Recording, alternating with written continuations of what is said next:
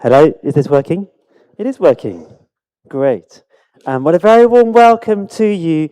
Thank you so much for coming. My name is Reuben Mann. I serve as pastor at Emmanuel Church here. You're so welcome.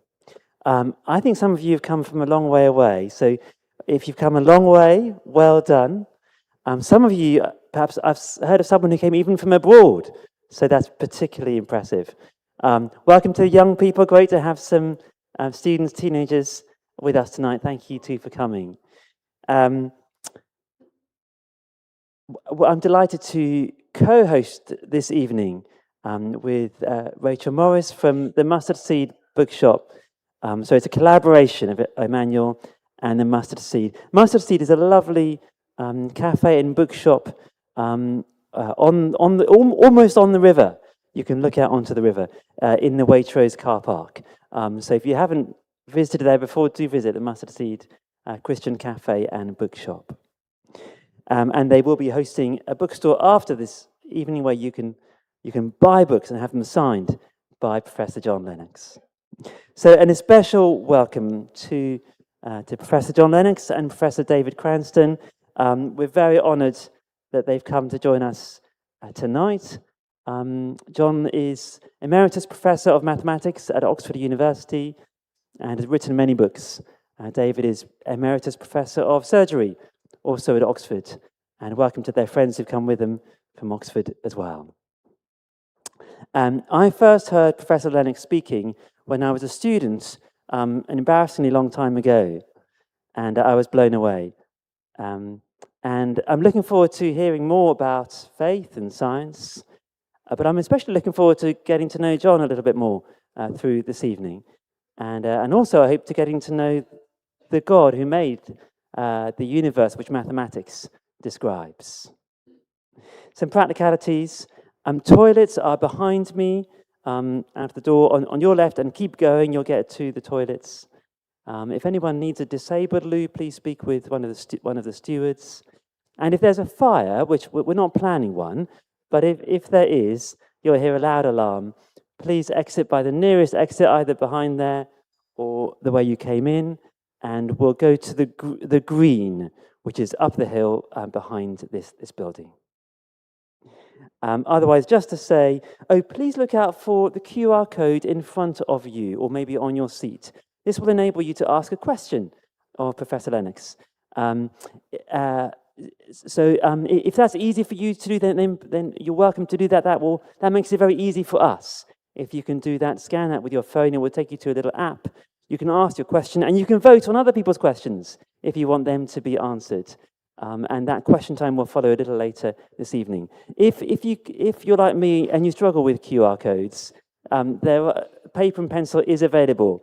There's one just here on the table here.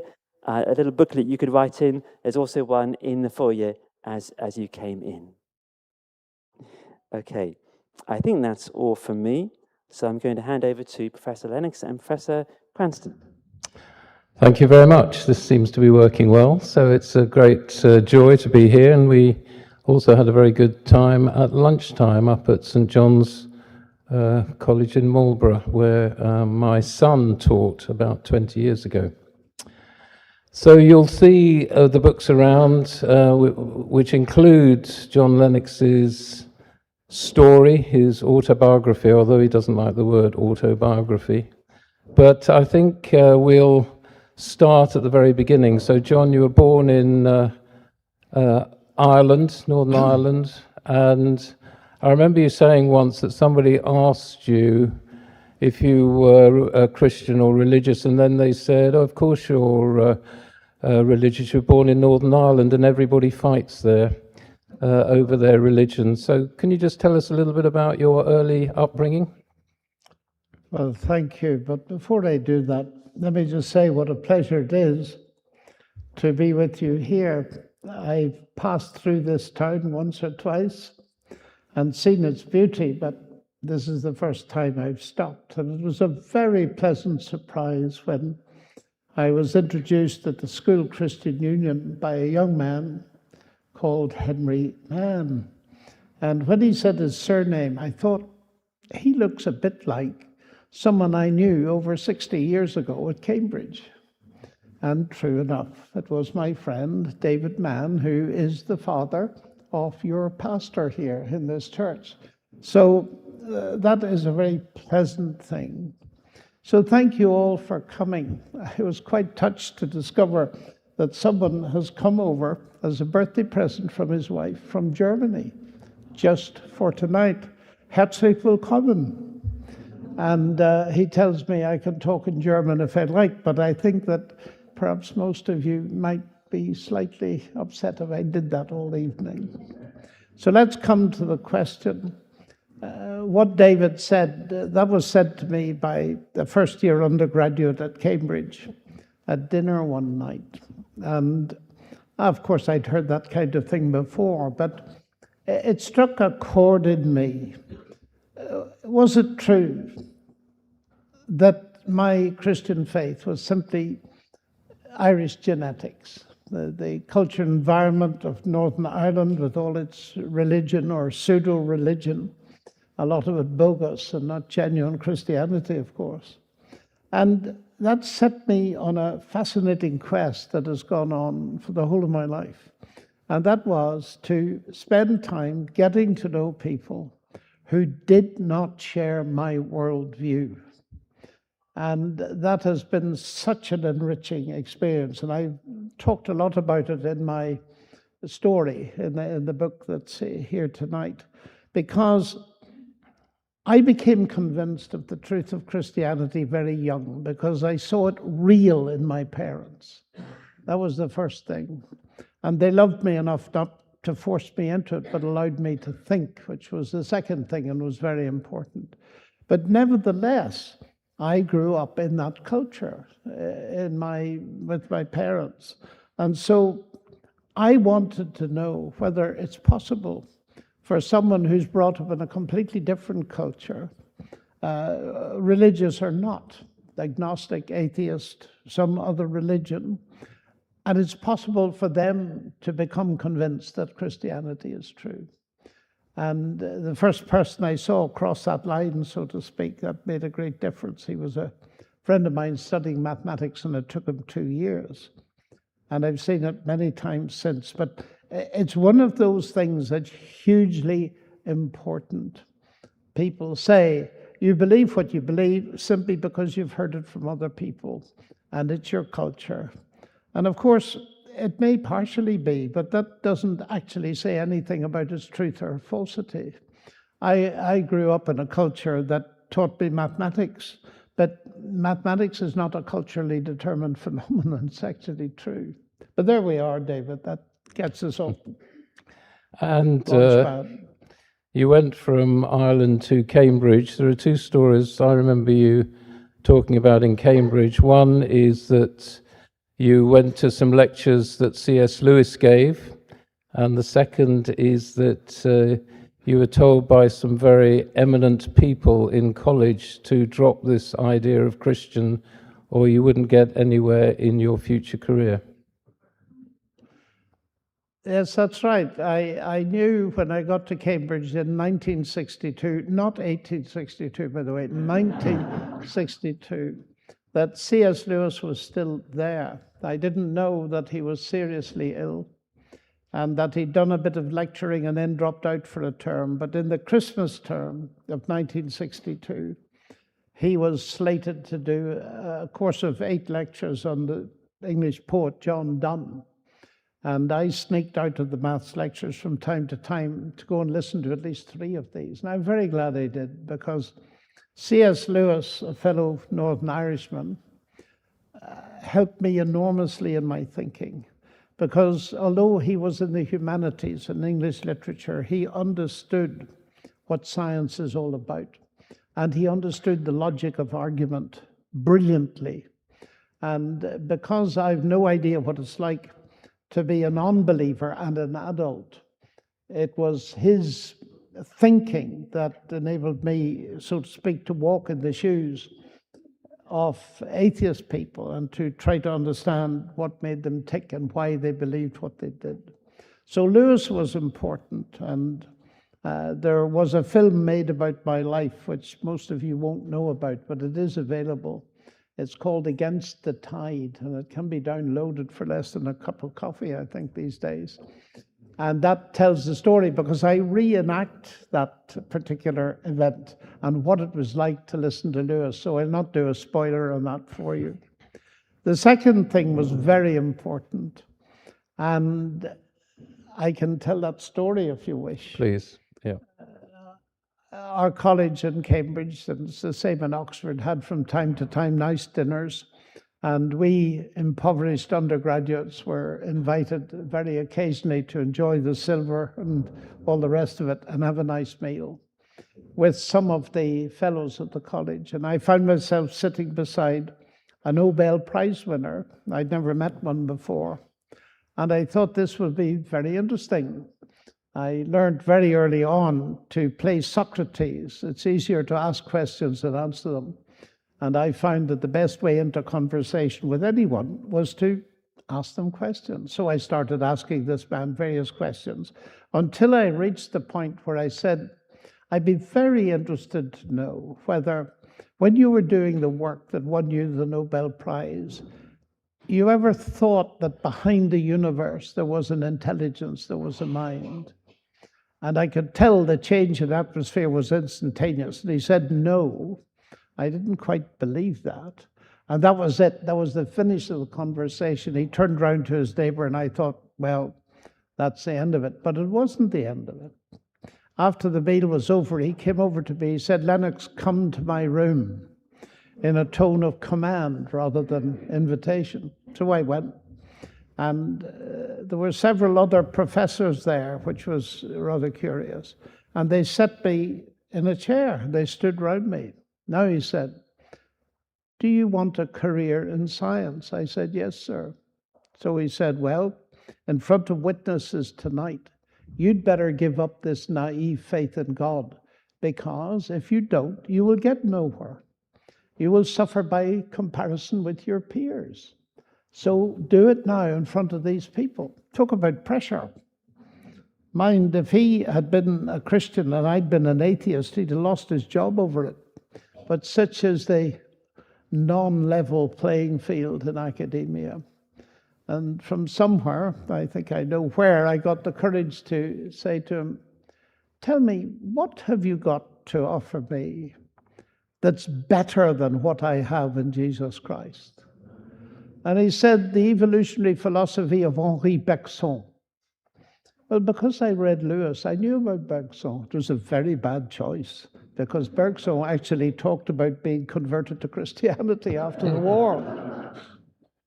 And I just looked at this man and I said, if that's all you've got, I'll take the risk, I'll stick with Christ. And I got up and walked out. And that put steel into me. It was a seminal experience for my life. It gave me a compass bearing, and it made me resolve a large number of things simultaneously. First of all, if ever I got to the kind of position I'm in at the moment, I would never abuse it to browbeat people. What a terrible thing to do. And also, on the flip side of that, what I would try to do is encourage reasoned public dialogue and allow people to make up their own minds. But I learned that day that there is a dark side to science, as there's a dark side in most areas of life. And I suppose it was, in a way, a preparation for later meeting people of lesser minds, like Richard Dawkins and so on. So that's the story anyway, and I relate it in my book. And after that, did you just carry on and do your PhD? Why did you choose? No, I was an undergraduate. Yes. I was 19 when that happened. That was my second year. I was very young. And after graduating, then did you do your PhD? Yes, I did at Cambridge. I left Ireland at 18 after A levels. Went to Cambridge. And then I think was that Cardiff? Yes, that's right. I went from Cambridge to Cardiff at the time when there were so many people applying for jobs, 100 applications for every job, and I made 100 applications before I got one. So I have a lot of sympathy for people who are trying hard to get jobs at the moment. And when you got a job in Cardiff, I think the salary was not as high as it should be, and you found another way of making a Well, little that's bit right. of money. They didn't give me the right salary, and it took 20 years to sort it out. But that's another story. But I found that with a young family and living on mostly second-hand furniture and all this kind of thing, I had to earn more. And I discovered that some of my colleagues appeared to have second sources of income. And I said, what do you people do to supplement your salary? Well, they said, we translate Russian mathematics into English. Oh, I said, that sounds interesting. How do you do that? Well, a colleague of mine said, look, John, what you do is you buy a dictionary of Russian mathematics from Russian to English. That's number one. Number two, you write to the American Mathematical Society in Providence, Rhode Island, and you offer your services. Okay, so I did that. And then I went to some lectures in the university on Russian, and that started me on getting to know the Russian language. It was very hard work for very little pay in dollars, but it did help with the housekeeping and the rest of it. So was it that started your trips to Russia and behind the Iron Curtain? No, it wasn't. The Russian came in very useful, but German was much more useful in the beginning, because I learned German for fun at school because I was a radio amateur, and I thought it would be fun to see how fast you could do O-level from zero without doing any classes. So I did it in 5 months, just chatting on the radio. I had a transmitter in my house and I could talk to Germany. So I learned quite a bit of German, and I already spoke fairly good French. So I love languages. I wanted to be a linguist, but then mathematics is a language. So in one sense, I've been satisfied by what I've done. But what happened was that I traveled to Germany for a year, Würzburg in West Germany, on a Humboldt scholarship, that I went 2 years later back again for another year with my wife and 2 of our children to Freiburg. And at the end of the year in Germany, I was invited to speak at a Christian conference in Austria. And I began to develop a speaking role in the German-speaking world. But very early on, I met people from Hungary. And the most interesting thing, I'll try and compress this, but it's a very unusual story. It's one of those examples that has happened to me very seldom in life, but it was absolutely definitive. During my year in Würzburg, we were sent on a PR trip for 3 weeks around Germany, one city after another, one mayor after another, and they all melded into one another until I was exhausted.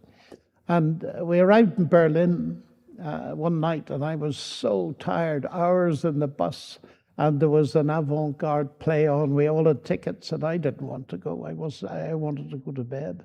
So I heard someone in the foyer of the hotel saying, I wish I had another ticket for my girlfriend. I said, here's one. Thank you very much.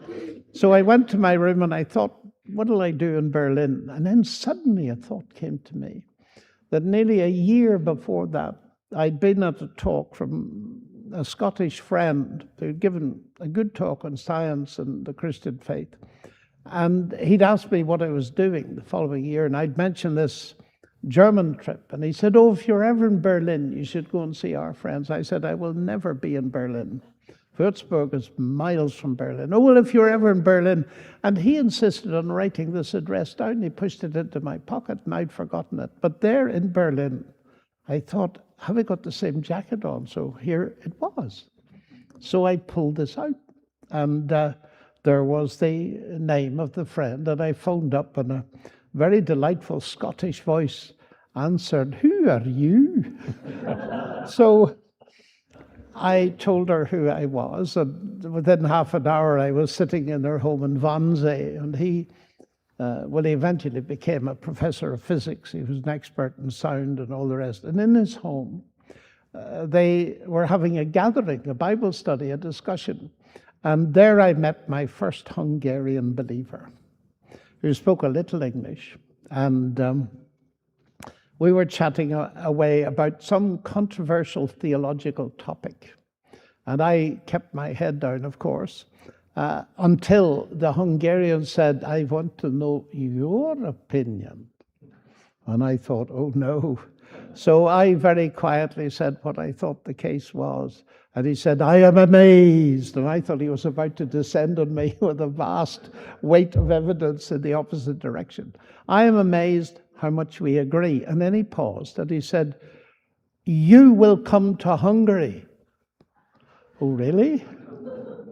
Now, I imagined that every Hungarian Christian had been in prison for years and had suffered all kinds of things. So I was very careful. What do I say to this man?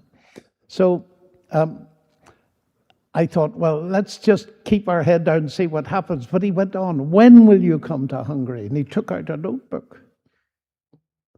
I said, "What do you want me to come to Hungary for?" He said, "I don't know." And I thought, this is bizarre in the extreme. You don't know. "But you will come to Hungary when you come to Hungary." So I thought I took the coward's way out, I must confess. I said, "I'll come on whatever it is in July in 1976. Okay. He wrote it down, that was it. I, of course, thought I'd write to him and say, "This is all a mistake, and of course I can't come," but I could not get it out of my head. And in the end, my wife, who's the wiser of the two of us by far, said, "I think you have to go." So in the heat of 1976, one or two, if you may remember it, colossal heat, I drove an English car, a little one, to Hungary, and I arrived at night at Budapest. It was dark. And I eventually found his humble little home away up a staircase, knocked the door, and a lady came out, and she was not pleased to see me. That was his wife. My husband is not at home. So I stood outside the door, and the husband arrived. "Ah, you have come." Stating the obvious. Just in time for church, he said. I thought, oh, goodness me. I don't want to go to church. I want to go home, actually. This is all crazy. And they didn't even offer me, I think they gave me a glass of water and a biscuit. I had been traveling all day, no food. We go to church. So there was nothing for it. I went to church. The church was an L-shaped room. And the pulpit was at the sharp part of the L, and there was a Hungarian preaching at full blast at the front. And of course, I didn't understand a word of it. And as I went down the aisle towards the front to sit down, something happened that has never happened to me before, nor since. Someone pulled at my jacket as I walked past and pulled me down and said in German, how they knew I spoke German, I don't know, said, "You will speak after this man. You will not speak on any topic. You will speak where he finishes." And he let me go. Well, I panicked, of course, and went and sat down. I couldn't understand what the man was talking about anyway. And the last thing I wanted to do was speak, and it was as if the whole thing was collapsing. I can remember it so clearly. So I sat, and then somebody came over and sat beside me and started translating from Hungarian to German. And this man was talking about the tabernacle, Mishkan, that God commanded Moses to put up in the desert with all its symbolism. And he was talking about the lampstand, which is a very interesting thing. If you know your Bible, it was a stylized tree, an almond tree made out of gold with various stages of life, a surreal tree in a way. And as far as I could tell, he was making no sense at all. So anyway, I like the tabernacle. I give lectures on it. I've even done lectures on it in a nuclear bomb shelter in Siberia, but that's another story. And I thought, I am not going to talk about that topic. So what do? So the only piece of paper I had was a traveler's check. Now, most of you are far too young to know what a traveler's check is. And I turned it round and I had a biro pen. I remember writing on it lampstand, and then I wrote light. And then I thought, if I'm going to speak, and I seem to have to speak, they expect me to speak, I'm going to speak on Christ as a light. Now, where did he shine as a light? Aha, the transfiguration in Galilee. So I wrote that down, light, Jesus transfigured, and that was the end of it. Now, what happened next was totally unexpected. This man was going full blast, very powerful voice, a big man. And suddenly it was as if a hand had grasped him by the throat and he stopped dead. And he said this, and it had nothing to do with anything he'd said before. He said, and then, of course, there is the transfiguration of Jesus, but I do not intend to say anything about that. And he sat down. It was like an electric switch being pulled. I had complete peace. I relaxed. I had a sense of being in the right place at the right time. And I had a sense of great power and authority as I preached. And that was the beginning of years of traveling to that country and doing a week at a time, 3 hours teaching every night, mathematics all day, trying to encourage them from the scriptures. So that's how that started, to Eastern Europe. And it went from there to the German Democratic Republic, where, of course, German was the language, and I could do almost anything there. That was very good. So that was the beginning of that, David. And we've missed out an important bit because, of course, you were married by this time with Sally, and Sally was, I understand, very encouraging about you going for weekends behind the Iron Curtain to, and then coming back to Cardiff on a Sunday night or Monday morning to carry on? Usually, often Sunday night or Monday morning, yes. Yes, that's right. I saw Sally from afar on my second day at Cambridge in church.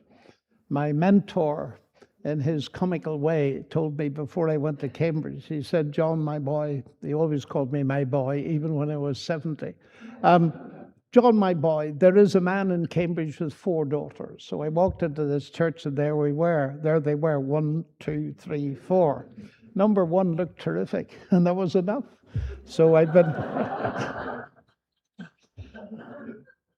been married to her for 58 years this September. So that was good. And she was remarkable because she, in a sense, made a commitment and told me that she would never hold me back from anything that the Lord had called me to.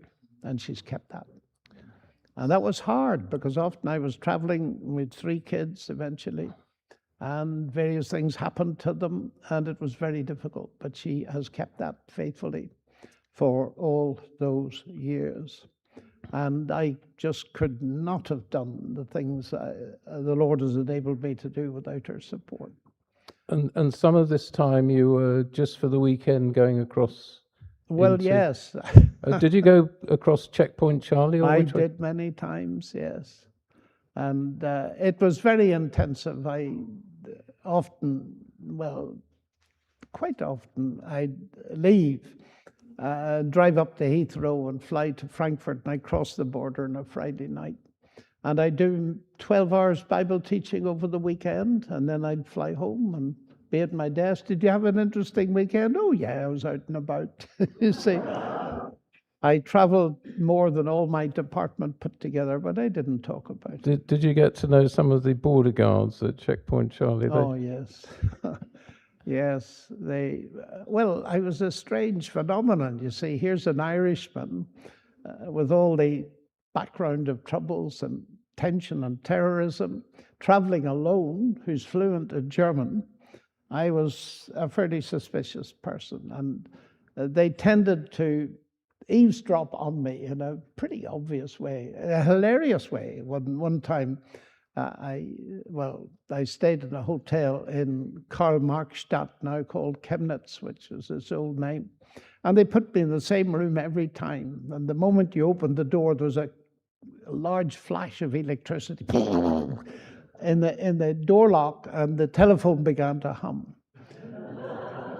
And one night it hummed so much I couldn't sleep, so I picked up the phone and I said, "Guten Abend, meine Herren."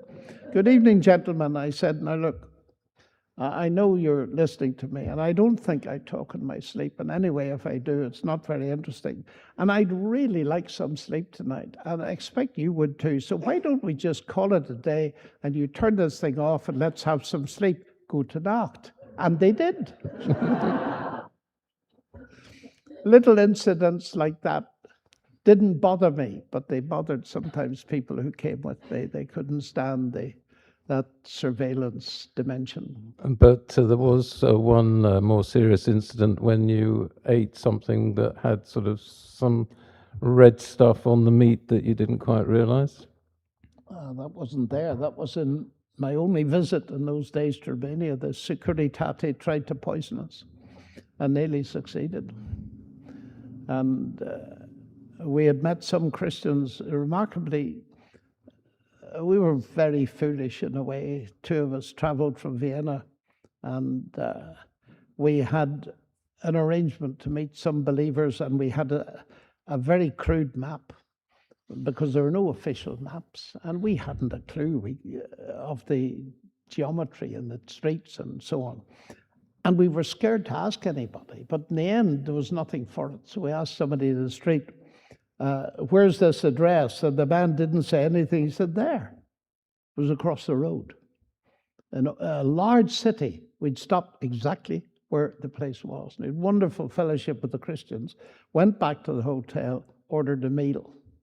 And we should have realized that this red stuff on the meat. But anyway, moments after the meal, our guts started to grieve intensely. And we both knew we'd been poisoned.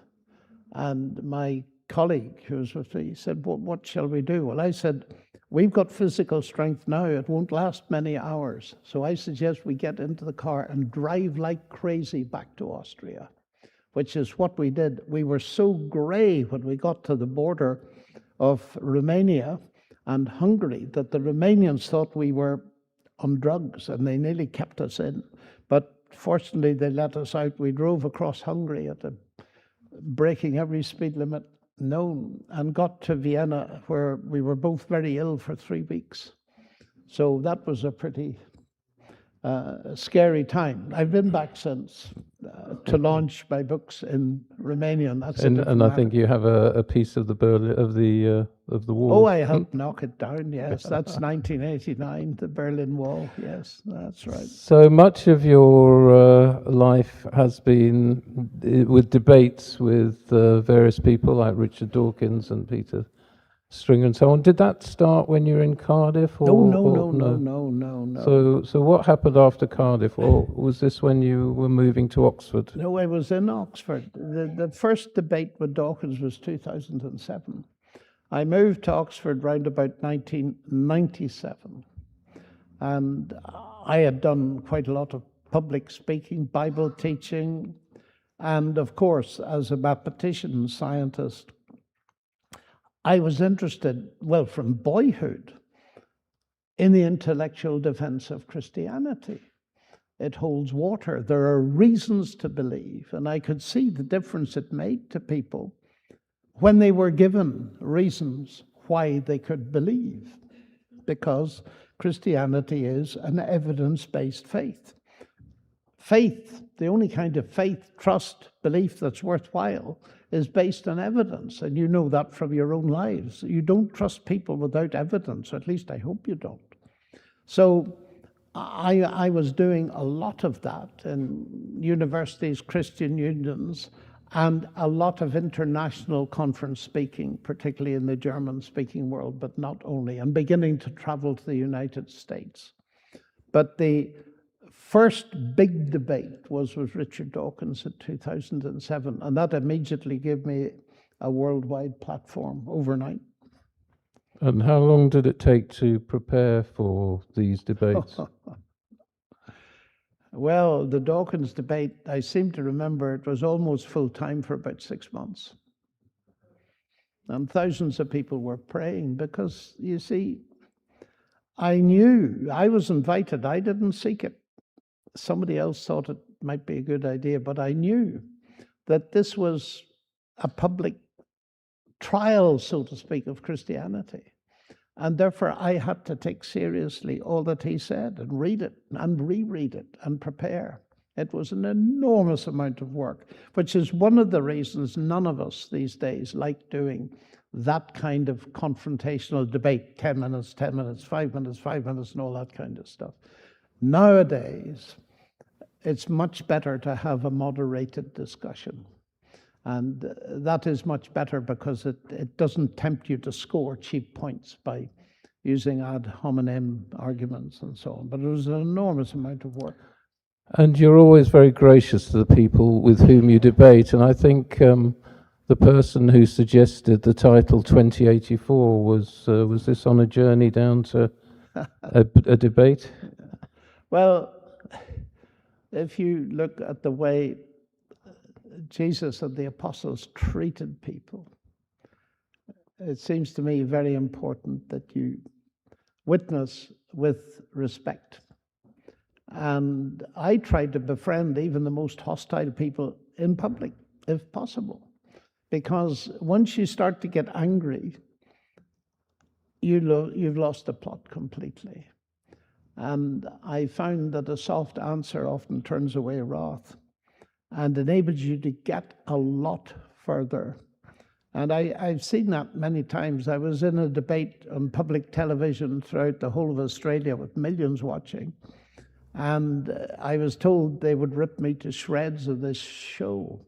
And they gave me some samples which proved that that was very likely to happen. It's very politicized and so on.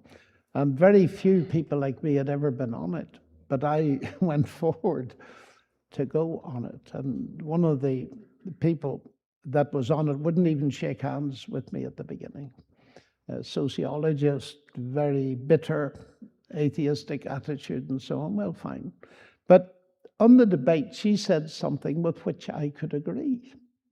So when I got a chance to speak, I say, well, actually, I agree with that. She was so stunned that the subsequent exchanges were remarkable. She almost in the next breath, she said, of course, she said, you know, I don't like these atheists like Richard Dawkins because they claim that their system is not a belief system when of course it is. Atheism is a faith. And anyway, he talks nonsense about science, doesn't he?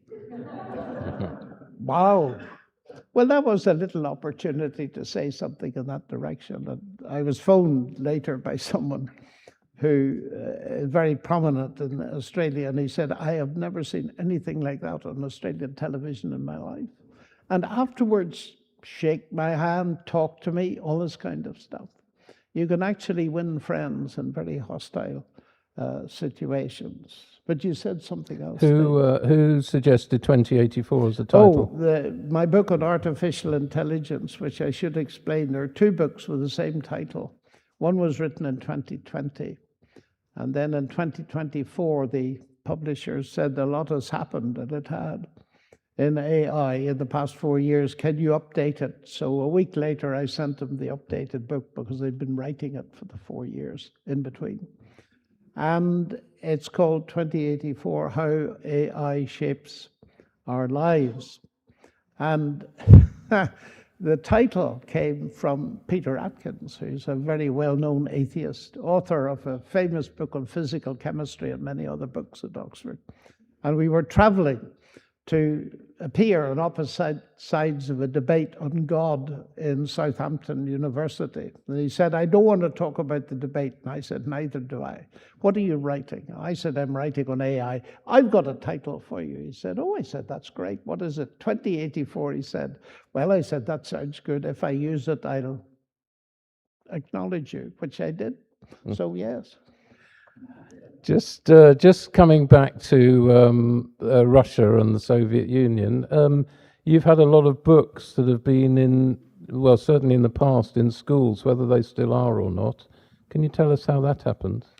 Well, that's a complex and long story, which is why I wrote this book. I ought to explain, I would think a third to half of that book is stuff I've never talked about before.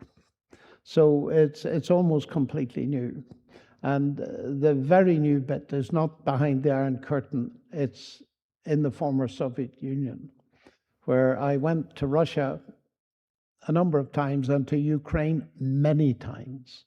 I've been to every part of Ukraine multiple times. And to cut a very long story short, I went to Siberia as a mathematician, invited by the Academy of Sciences in Russia.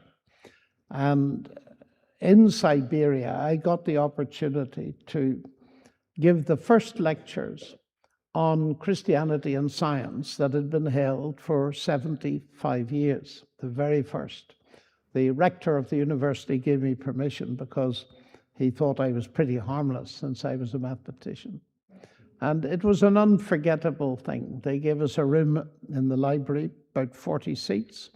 And in Russia, you tend to sit to talk, which is a very good biblical way to do it. And it's why we're sitting tonight.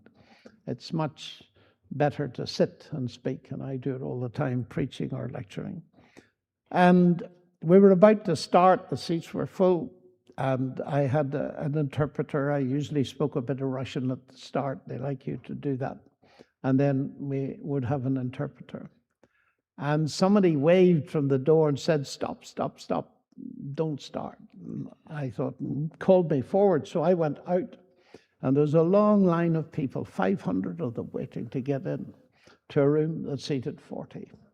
The university only has 2,500, so there were 20% of the entire university had turned up, professors, students, everything else. So that was a very different ball game, and we thought we'll have to find another lecture theatre. So we marched out, and there was a big lecture theatre, and as I walked into it, above the door, there was a name, A.I. Maltsev, or A.I. Maltsev. And the very first paper I earned a few dollars for translating from Russian into English was by that man. And I thought, how appropriate. We went in, the lecture theatre was absolutely full. And I gave my first talk on, as a mathematician, how can you believe in a creator?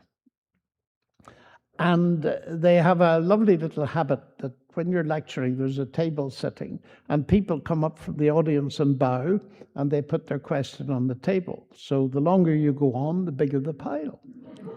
And you have to answer them all, of course. Well, that happened, and I answered as best I could, and then pandemonium reigned because they all wanted literature, and I had very little, and so on and so forth.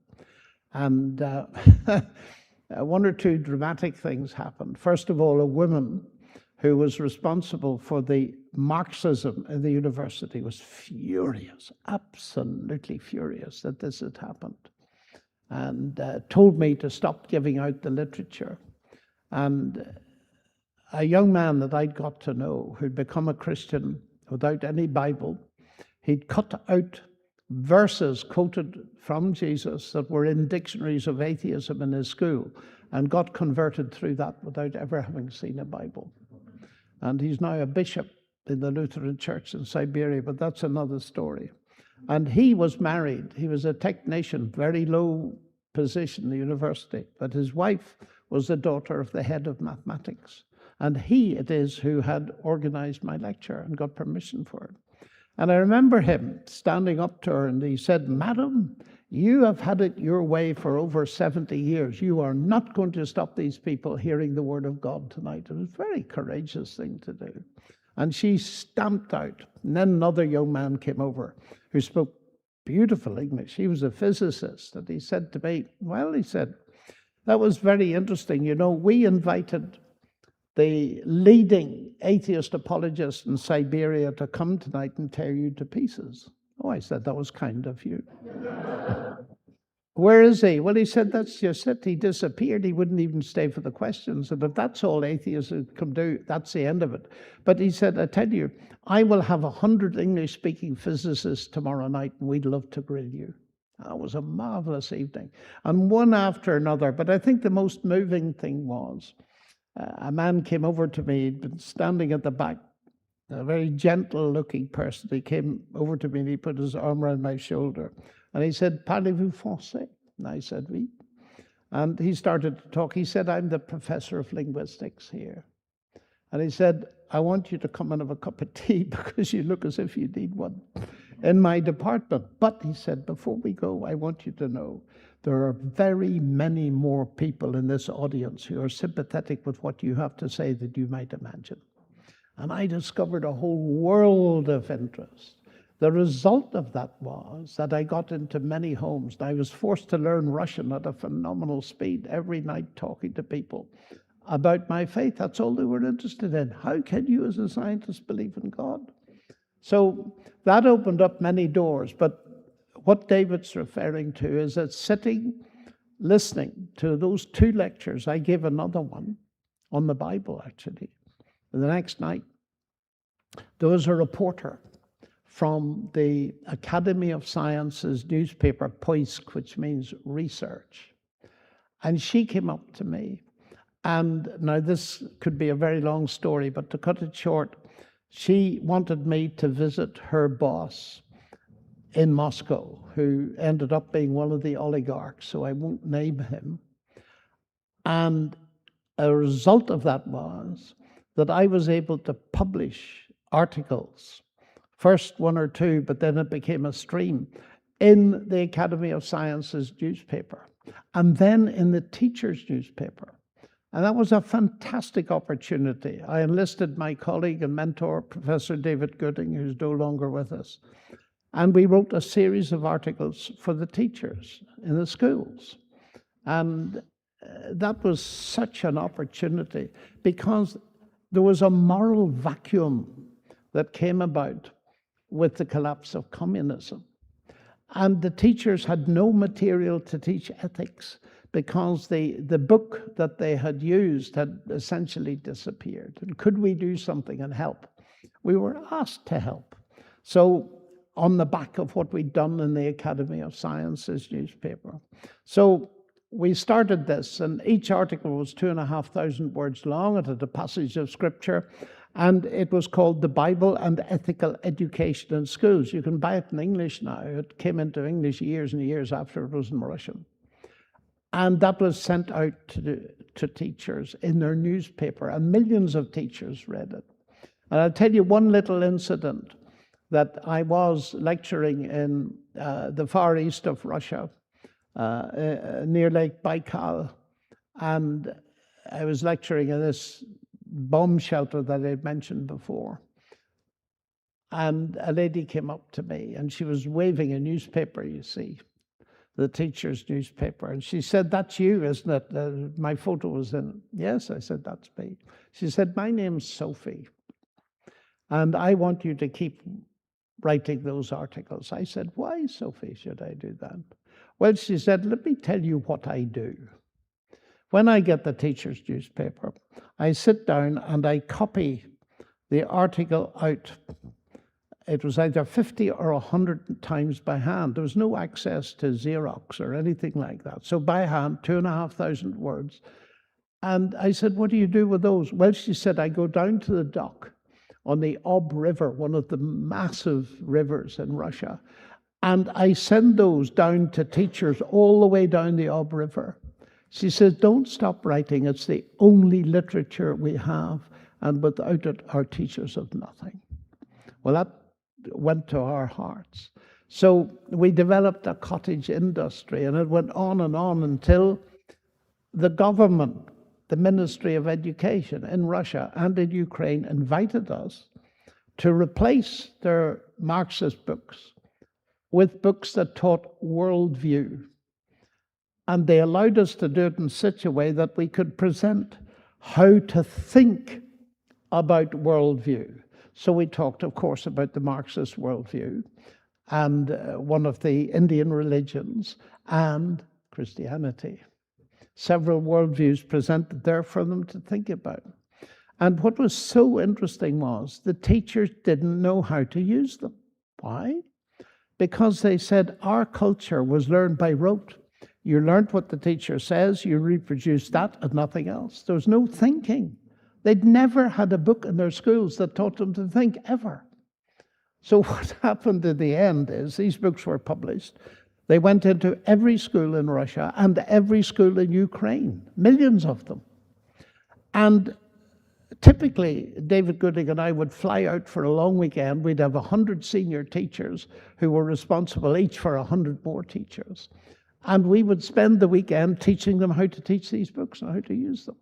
So in that way, we were able to have an influence. And the tragedy of it is, here are these young men and young women, but mainly young men, who read our books, and they're cutting each other to ribbons today.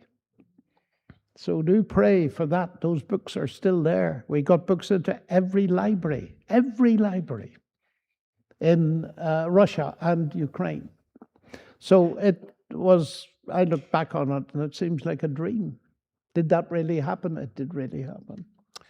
I'm going to ask one more question, then we'll throw it open to the questions that have been asked. But you've done a lot on AI. Let me just, I have a colleague who is a surgeon, nearly retired, who was in Oxford, I think, a little while ago, and he was on a ward round. And normally when we were training and you had the students with them and you asked, tell me the causes of a raised calcium, you know, they'd think and then they'd do it. And he asked this question and they just got out their mobile phones and just ran off this list of 10 causes of calcium. So I just wonder with AI, do you think that with all the smartphones and everything that we have got, that our minds are going to change, or the next generations of minds are going to change?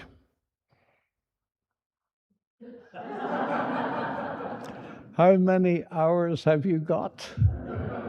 That's a huge and very important question, which exercises me all the time these days. That's why I've written this book.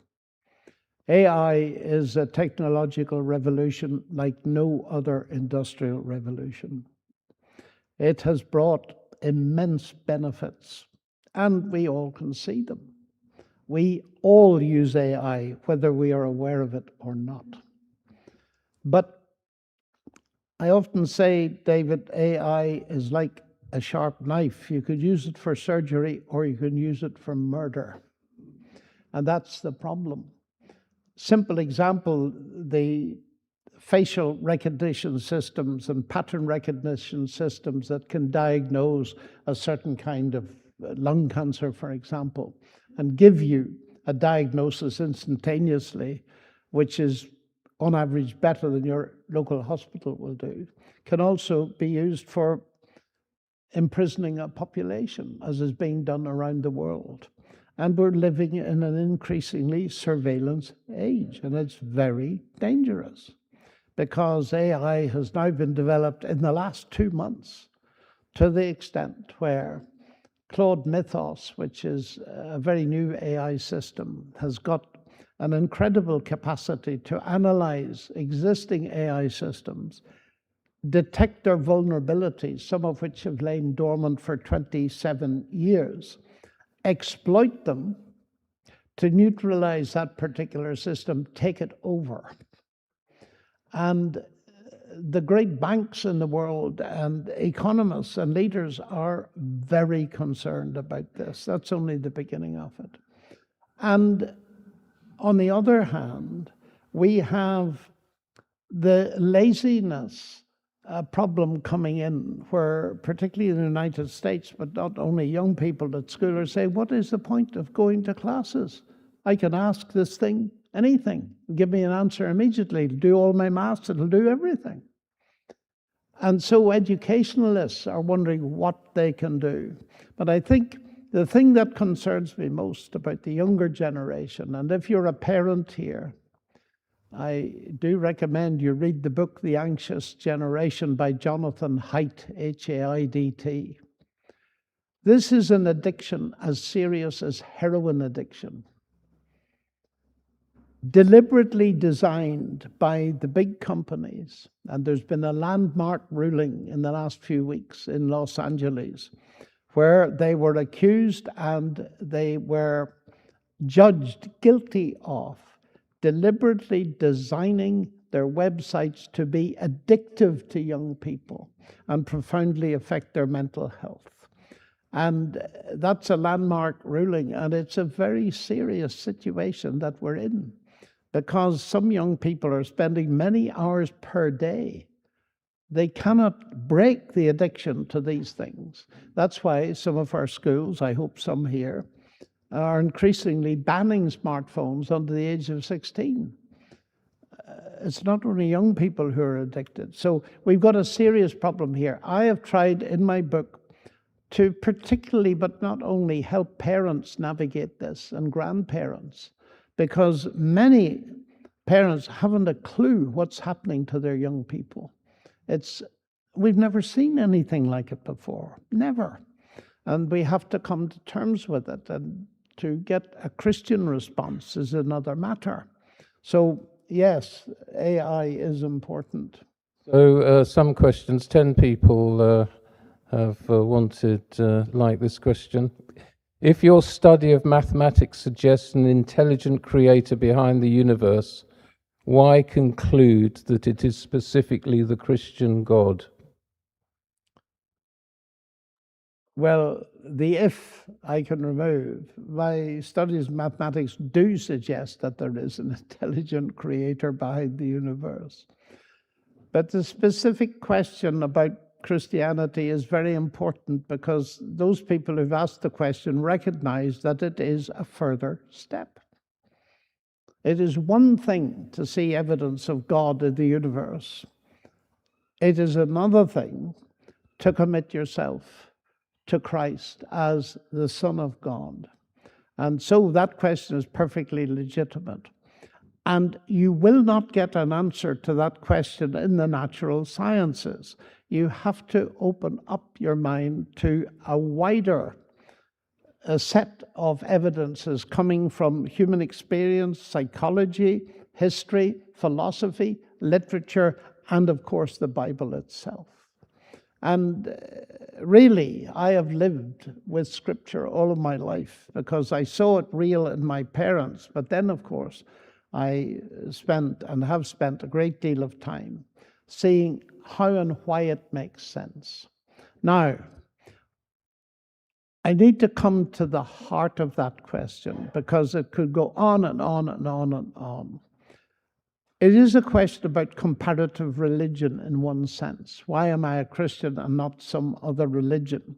Well, I'll tell you in a nutshell why, but it's not a big enough answer to satisfy everybody, but it might be a start for some of you. I have written on it extensively, and one of the books that does discuss it is this little book, Can Science Explain Everything? The answer to that is no, by the way. And it's this. When we're thinking about religion as such, the first question to ask is, what is a religion? Now, that might seem obvious to many people, but in general, what people answer to that, and I have asked many people this, when they tell me that they're this and that religion, I say, what do you think a religion is? And it boils down to something like this, that you have a pathway, and you have certain rules, regulations, you have gurus, imams, priests, all the rest of it to help keep you on the way. But there's a way, and to illustrate it, I usually draw a wavy line. And there's a gate at the beginning, and there's a gate at the end. The gate at the beginning is some kind of initiation ceremony that gets you on the path. And then you have all these teachers, gurus, and all the rest who are helping you keep on the path. But at the end, there is an assessment. So I draw the scales of justice at the end, where your life is assessed, what you've done good, what you've done bad. And if the good outweighs the bad, you are accepted into whatever it is, nirvana, heaven, etc., etc., etc. And I find that most people say, yes, that is what religion is. And I say, It is, but it's not what Christianity is. And they're very surprised because many people think that Christianity is like that. The best illustration is a university course. You get in, there's some sort of entrance exam, you get in. And even though you go to a university like Oxford, where all the professors are very kind and they help you and so on, they cannot guarantee you a degree. Why is that? It depends on your merit. It's a merit-based system. And for many people in our country, all religion, including Christianity, is a merit-based system. And if you talk to them, you can catch that. You say, are you a Christian? Yes, I do my best, and I'm hoping that God will accept me in the end. I try to keep the commandments and so on.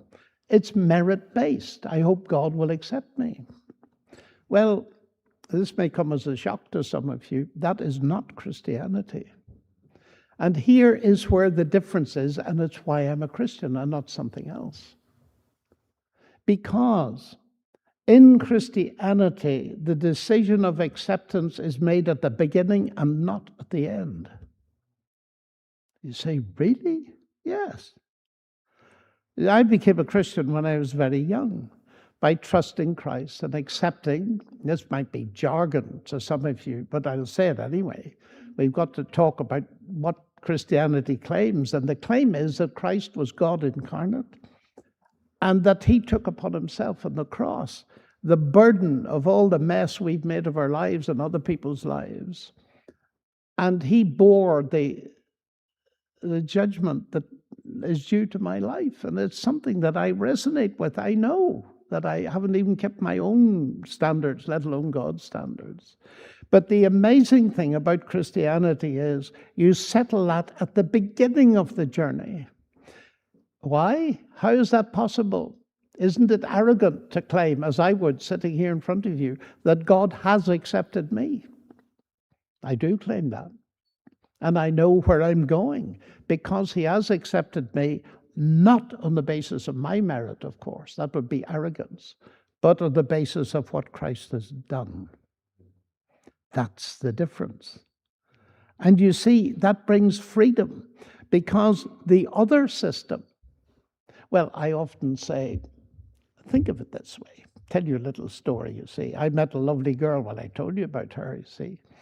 And I said, Sally, you know, I think we ought to get married. So here's a little present. So I wrapped up a cookery book. And I gave her the cookery book. And I said, now, have a look at page 144, where the laws for making apple cake are.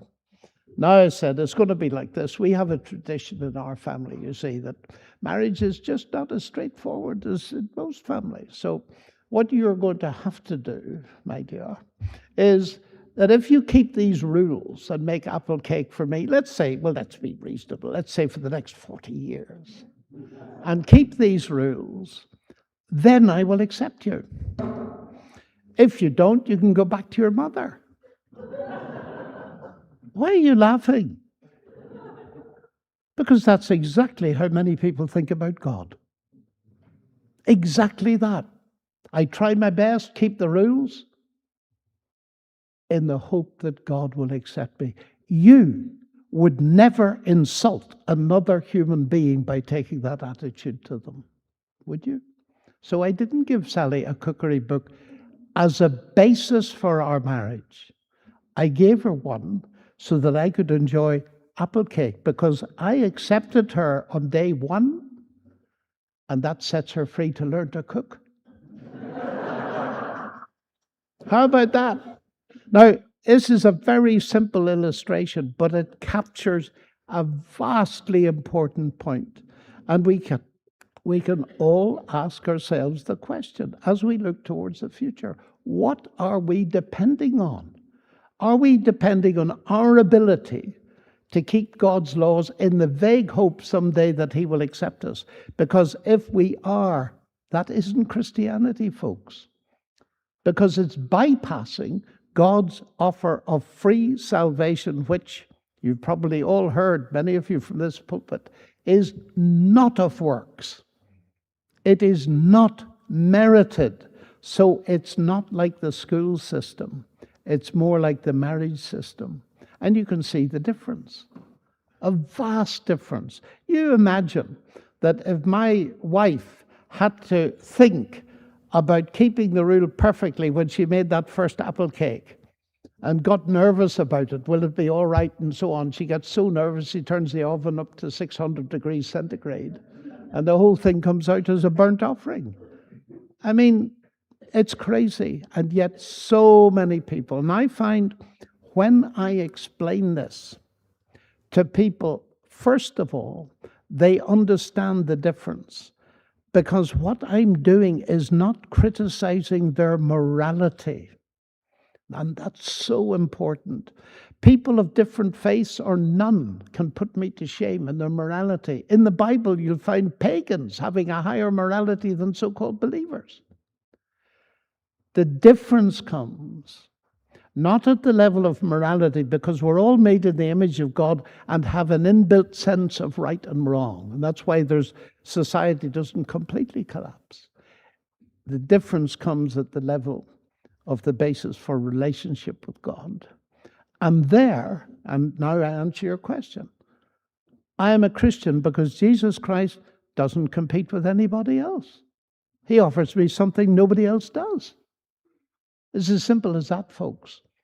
And that has been so big to me through all of my life. You know, one of the most famous theologians in the world, I think it might have been Karl Barth when he was dying, was asked where his confidence lay. And he said this: Jesus loves me. This I know, for the Bible tells me so. And I'm not ashamed to say that to you tonight.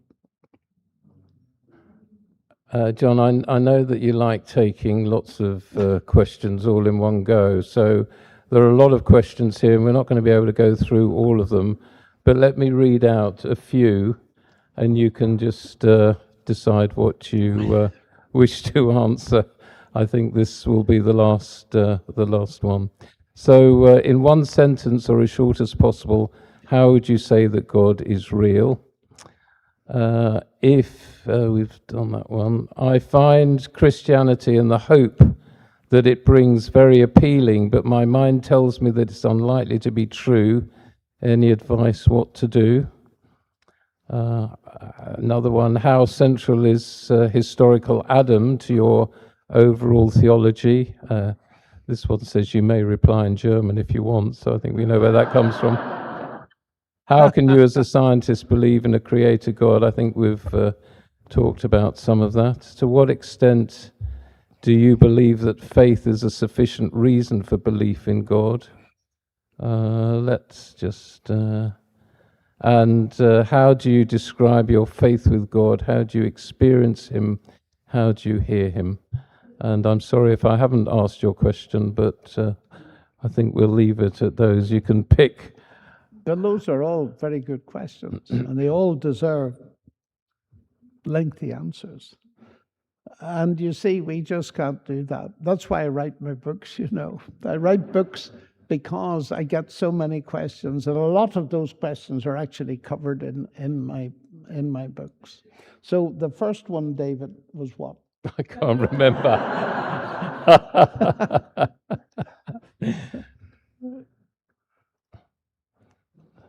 I'll have to find it again. So it's all right. Well, just I'm sure you can remember one of them, can't you? I can. You used to be very good. The first one caught my attention. Okay, let me. The first one I think was, in one sentence or as short as possible, how would you say that God is real? Well, all of these are good questions, of course, and they make you think. I have given you tonight a couple of examples where the reality of God was just unquestionable. That experience in Hungary, in that church. And what I've done in my autobiography is tell a number of things like that and put it to the reader and say, do you think God was in that? Because I want my life, in a way, if possible, to be evidence that God is real. And when a person sits up here and says, I find that God is real in my marriage, with my children, with my decisions, that prayer gets answered, that I find I've got an anchor in my life, I've got a friend that I can talk to in prayer, and so on. If you haven't tested that, it may sound very strange to you and unreal. Now, you see, if I say to you that just round the corner from this church, there's a red-colored Lamborghini sitting, and you can have it and take it for a drive if you want, how would you know that was real? You'd have to go and see. And I think that is the important thing here. You'd have to go and see. I was listening to the service on yesterday, on Sunday, on the radio, and the speaker in Cambridge was talking about John's Gospel. And he was really answering this question. And he said, roughly speaking, that, and it's been very true of me, that if you want to know if God is real, start by reading slowly, quietly on your own some of the New Testament. John's Gospel is a good place to start. Read it slowly, thoughtfully, and ask your questions of the text. And ask God to speak to you.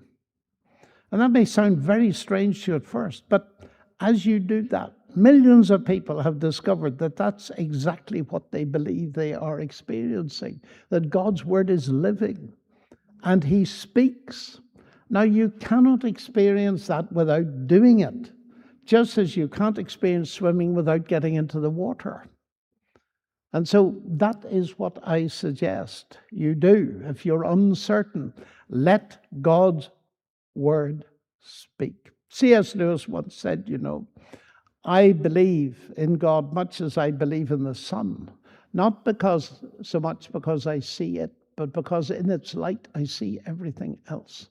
And it's the way in which Scripture illuminates the world and illuminates our situation as human beings and talks sense about our deepest problems, particularly the problem of pain and suffering. That's where I see that it really bites into the reality of our existence. But there's no simplistic answer where I just say, well, God is real, X plus Y equals Z minus 3, and there it is. It's not like that. It's not like that at all. Because you see, God wants to know if you're real.